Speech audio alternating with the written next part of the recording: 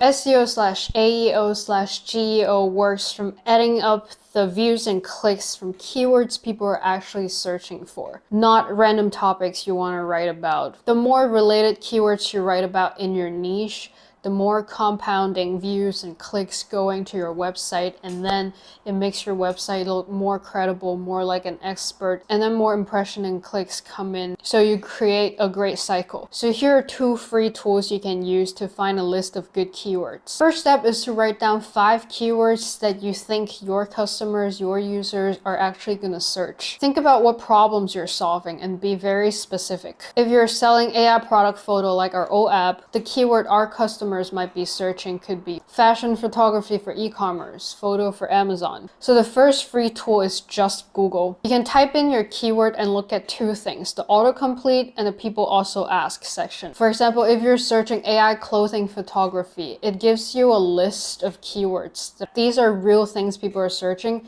and you can even export it on the right side. See the little button on the right, like Google lets you export it. The next thing is people also ask. These are great for AEO. People also ask questions drives 58% of the 0-click searches, like in Google AI overview, even though your link is not directly in there, but your brand name is, so people go to Google to search your brand name. So only through autocomplete and people also search is already a solid way to get you a list of keywords. But you won't know how many people are actually searching it and how competitive the keywords are, which is very important, especially for beginners, because the less competitive it is, the easier to rank. The more competitive it is, you're going against the big guys in this niche. For example, if you go for a very competitive and generic keyword like AI photo, it's very, very hard to rank on day 1, because all of the big sites are writing about it. But if you go for a very niche, longer keyword like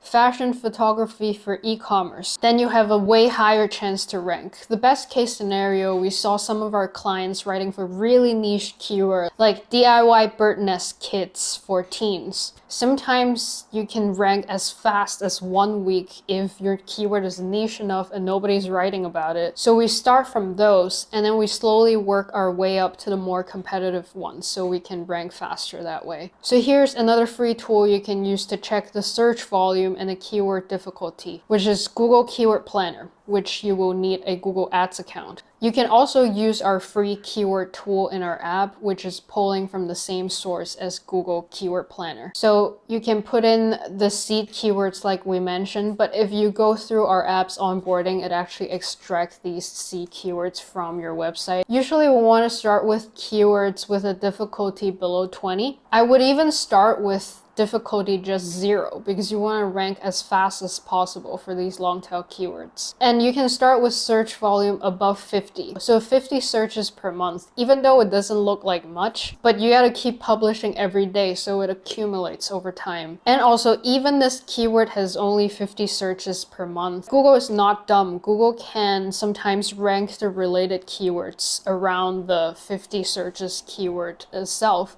So you are actually getting way more than 50 if you're ranking for 1. Our tool actually already helps you sort out the keyword in that way from the least competitive to the most competitive. So you can just start from the top. Then a couple of other things to look for is you want to look for more transactional keywords. It's like when people are asking the cost of your product, when people are asking about where to get your product, when people are searching your product versus your competitor product, or top 10 or best 10 list in your niche. These are the keywords that are closest to purchase behavior. So when people are searching for this, they've already made up their minds to buy. So writing for these keywords are way easier to convert. But it's also good to use a mix of informational and transactional keywords. So informational keyword is like what is something or how to do something. You want to use a mix of those because usually more people target transactional keywords. So informational keywords are easier to rank for. And search engines are not dumb. Again, they analyze all of the keywords you're writing about. And it's a red flag if you only write about selling things, not informing and providing useful information. Now you should be able to get a list of 100 keywords to get started. There are more advanced paid tools like Ahrefs, SEMrush, Moz, as well as free ways to check ChatGPT's queries, which we'll cover in another lesson.